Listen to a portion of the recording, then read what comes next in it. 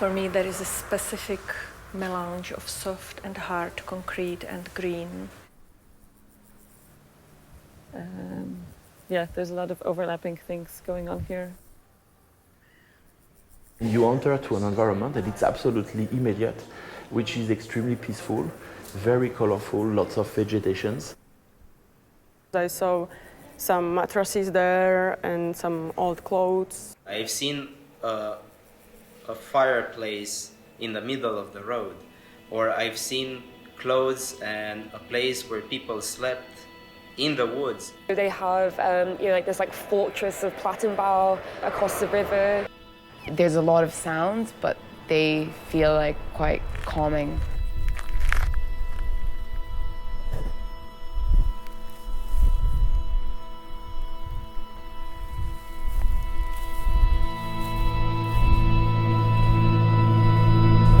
It is abandoned spot or abandoned landscape, but in almost fully urbanized area of the city. The site has been part of discussions about the city of Košice for a long time. It's one of the key brownfields, or actually, if we can call it brownfield, it's like key site of the city because it's very close to the city center. I'm responsible for urban planning in the city, and this site is a little bit out of radar yet. Maybe it's good for the site, but when the time comes. And we will make some plans for this site, so we have to know more about it. And this workshop was very good for me to make to have a better point of view and about this site and to have more informations from maybe different point of view. I think here in Košice is on a very good way because in my town, 30 kilometers on north from Košice, we don't have anything like that, and only developers changed the city. And I think if what they are doing here will get into a local council, and some ideas can be used in Košice. It can be very helpful, and I think they do very interesting job, like collecting ideas. Spolka started because we just wanted to hang out more with each other, more than just like during Christmas, because we were just exchanging all these great ideas of what we can do with our hometown. Spolka is a collective of friends, architects, sociologists that engage with critical assessment of spaces. I think there exists something like Spolka Plus, and I'm a plus in Spolka, and it's very nice. We were discussing it yesterday that it's like very open concept, that everyone can be part of Spolka, and it's like a plus, and we are then a collective. We started Lavender School because we actually thought that we need some space for just critical experimentation with space, also to test interdisciplinarity. We always dream about that, like in the city level or like in the participatory ways, like bringing different, people together with different skills, but then you often just, get on this boundary of like how can they actually work together, because if you get them to draw some simple plans, and the architects are going to be super bored, and then for the other ones going to be too advanced, so how do you actually find the methodology of working together? The summer school was divided into two parts. One was really focused on the mapping itself, and the other was more about the reflection of what we actually found. Somehow people had this luxury of time, but also the luxury of the method to choose from and extend or deepen or enlarge or in whatever way they wanted. We didn't want to direct the aims of what is the goal of this. And we really should talk more about the participants themselves, because I think that they're amazing. I think we found young professionals like really like people that has experience not only from school but also from the field, that were so motivated to learn, to try new things. And it's so unusual. Like I've worked with many groups, like really in my life, and this was like very special. I think the very important aspect is the setting where the summer school is taking place. It's a Tabačka cultural center.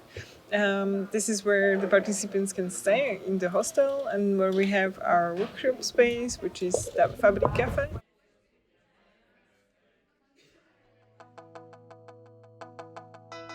At first, when we went to the site, I wasn't like crazy inspired, to be honest.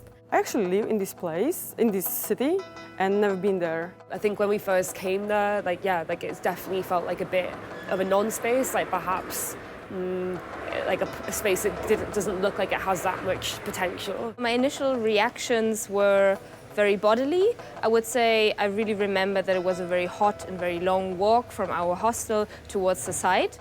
And then we arrived and we crossed the railroad. A few trains passed by, so we were waiting. There was already like a little bit of suspense. You have this sort of this railway area that blocks that whole zone. Suddenly you're in a city and you have this impression to enter in a world of peace, in a world of something extremely quiet. Few people walking, few people cycling. The first impression is that it's really peace. Sort of a jungle opened up, and I felt it was a very hidden island. Wherever you see, you have pleasant perspectives. I like those kind of places where it feels like a bit of wilderness in the city, and I also like the industrial parts combined with the wild. Classic, but I like it. It's covered mostly by abandoned meadows, some forest-like spots. There is one fragment of natural or close natural-like riparian forest of the Hornad River. One of the first things that I've seen with my group that I initially went with was that there was this garden colony that I didn't know before about. And at first we were just seeing like a small hut, and then afterwards we were trying to get through it and see like what's behind it and everything. And then we were seeing that there are many more like that. I was surprised with the place. There are so beautiful gardens and very close to river. I felt there like home because I come from Ostrava and it's like similar surrounding. It's kind of reminiscent of my childhood places where I grew up like next to my grandpa. What really got me about this place is that it really had definitely a very negative energy, very stagnating. I mean, the plants made no sense, really, like how those plants got there and why. Or I thought, it's like this layers and layers of, humans leaving the trace of their activities. There might have been some houses or some kind of industrial production, but it was very loaded. You can read the historical layers, like for example there is this aviatic school that's obviously former military houses because in pre-modern time there was a lot of soldiers in the city. I was feeling like I'm touching someone's private space because there is some community of homeless people, of gardeners as well. Like you have chairs on the road, but you wouldn't sit there because it's obviously belonging to someone. The natural systems that are here are actually very, very complex in that there's different levels of human intervention, kind of from past and present. The first impressions of the site for me was that it's very contradictory. That there are like many different elements of public and private spaces that kind of overlap. There are no clear boundaries, no clear cuts between properties of different people, between what is natural, between what is more like human organized and human controlled. And I kind of liked this kind of confusion in space. You hear about this place that is basically nothing, but it's interesting to see what grows out of nothingness. Because it's not just organic flora and fauna that's shaping up, but it's also how humans interact with something that's, I don't know, somehow hidden, enclosed. I saw a space that is full of life, but the life was not human-based, and for me it's enough. I don't know, throughout time, when you put so much energy into your place, it's really hard not to fall in love. It was quite interesting, you know, like this, there are so many diverse aspects to this place or how you record this data. That's what I found the most interesting. Okay, like how you end up eventually with something that you can consider data. I think that the workshops that we did really helped our kind of like differentiating our ways of perceiving the space. This summer school has been like quite a fun playground for potentials of how you can like analyze space and look at space. The method of mapping that we are using is a form of critical mapping, and it also enables to bring certain things that are not usually depicted on maps. In what I study, then it feels like we have this go-to like ways of seeing places, and most of the times you don't agree with like what is planned for this place, but you maybe put yourself like your opinions about what the place should be somewhere closer to what is the plan to like try to negotiate with it. Planners are very tend to look at the things from top down view. So we thought that the mapping, like different kinds of mapping, can actually bring this kind of human interaction into the planning, and also just to kind of it can help to how do you say that?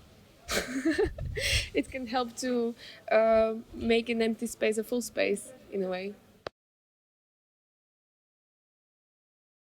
My name is Marcel Uhrin and I am teacher at the University in Košice.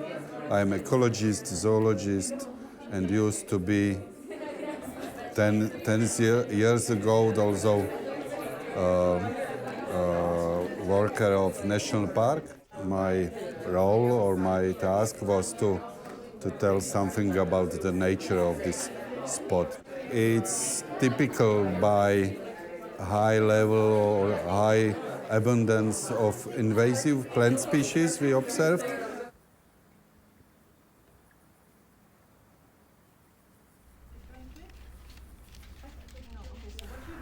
I think it's very important to somehow connect your eye with your brain, like to get reflexive and cautious about that. If you are, like, what is the difference between watching and observing?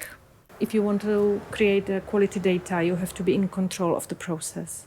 So you have to understand the dynamic, like what is happening when you start observing.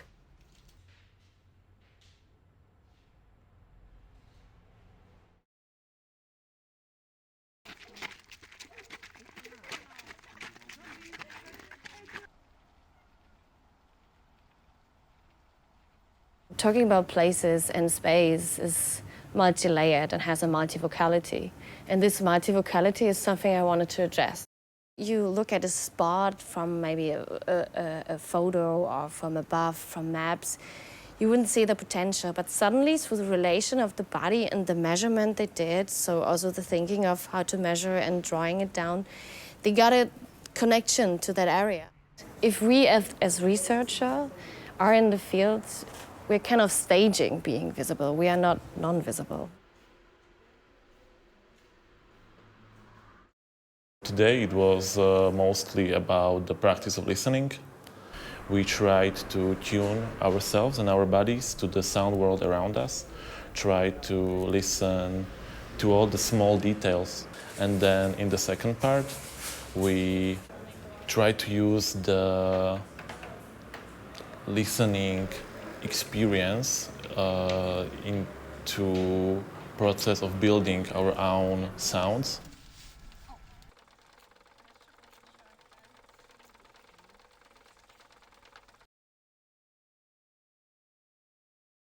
I see mapping as a transfer, as a transferred image from your mind, from your ideas, into concretely the paper, which is a very difficult exercise.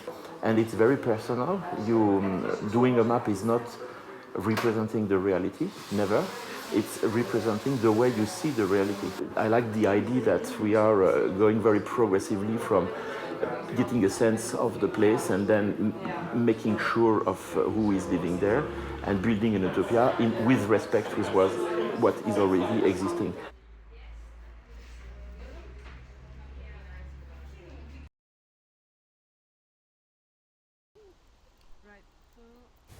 It's like investigating garbage, I would say. Getting some information out of the material remains on a spot. We found some interesting objects instead of just like casual trash. And then as we met the neighbors, so 3, let's say, jungle inhabitants, homeless people, they also kind of, we got there to understand each other, that it turned out it was for real a home.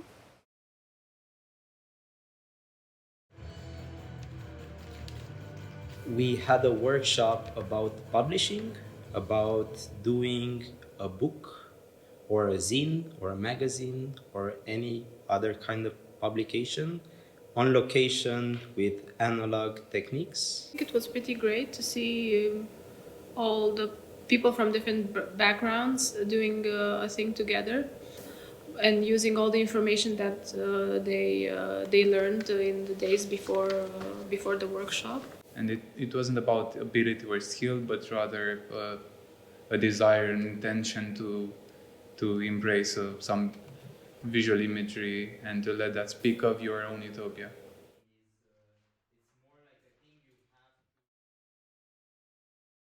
I don't know how architects build their utopic words or their utopias, but I know how writers do it. If you create a play, you have to create all the world, and this world has some rules. We try to make a word with everything it needs to be, and here we try to make 10 rules for their own utopias, or kind of manifest to show values that are inside of the society, of utopic or dystopic society.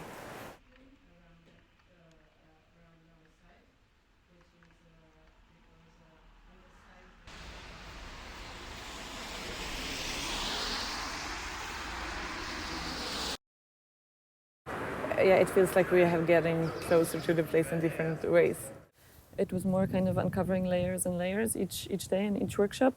It created a bit of a mess in my head, actually. Each of those layers had some kind of connection with the previous one, in a way, and so then it was kind of a natural flow of kind of gathering these layers and then seeing how to communicate them. I wouldn't say that my understanding of the site is now like super precise or anything, but it has like these different kinds of bits and pieces that help us though to develop like a vision that has some sketches of like ideas that we could like maybe build on.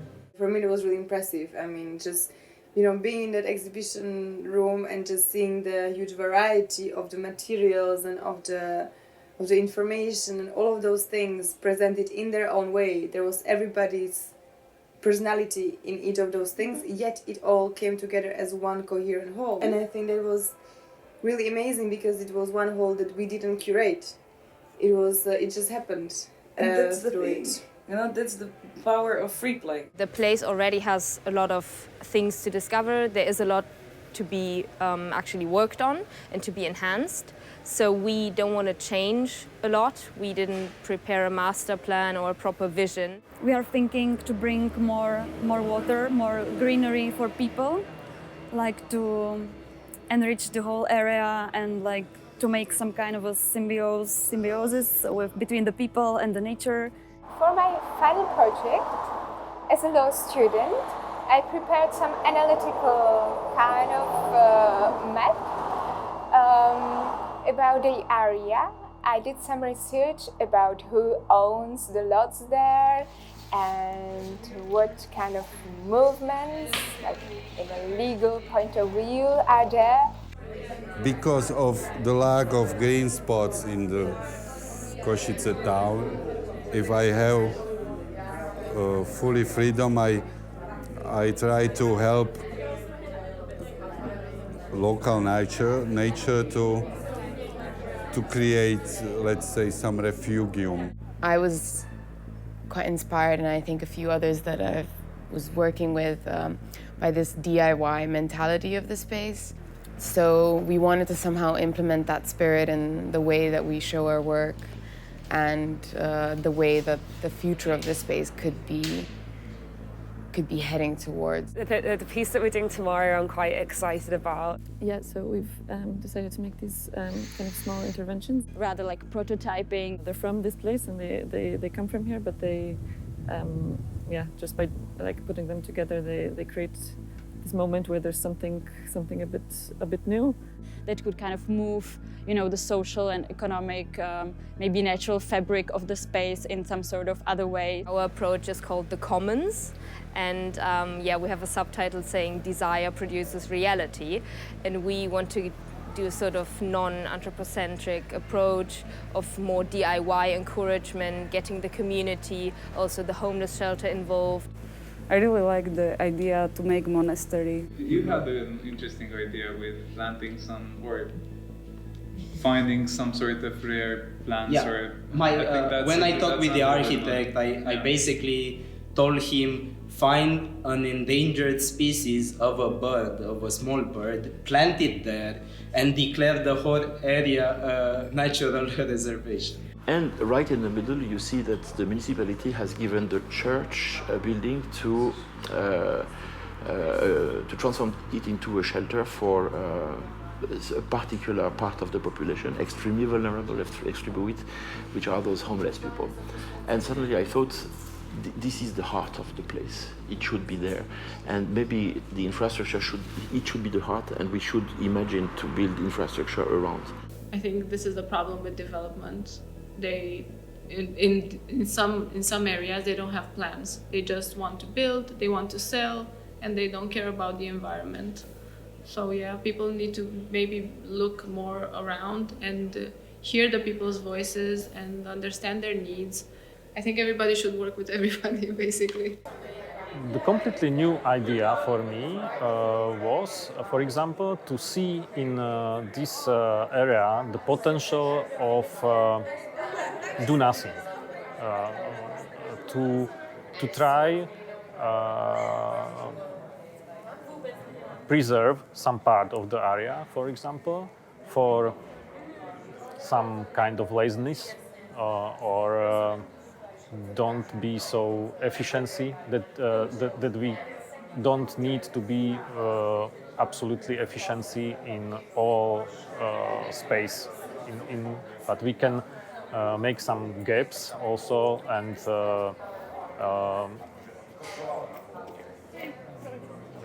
let them be some different way. Utopias in post-socialist context are kind of abandoned. Like they're not really visible in the debate about cities or about architecture. And I think it's mostly because they were used as propaganda. I think maybe utopia is also a bit wrongly used in terms of because it is by its definition a place that doesn't exist or will never be able to exist, and at the same time it can help you delineate or define an ideal. I think utopias are, as I'm a researcher, a great thing to research with. It's like a tool that you can take and use the imagination just to know what is there. Utopia is like dreaming, I would say. It's like, you know, when you were a kid, you're thinking about other worlds or how it will look like when you be adult and so on. And when you're older and older, you're so stuck by structures and systems and mortgage, whatever jobs. And then you forget that how nice it's just a dream. And then sometimes it's also like these dreams can become like something like self-fulfilling prophecy. No, it's not something unreachable. I think it's just like you imagine something and then step by step you can get to that. You know? It's like be careful what you wish for, it might come true. That's it. Yeah.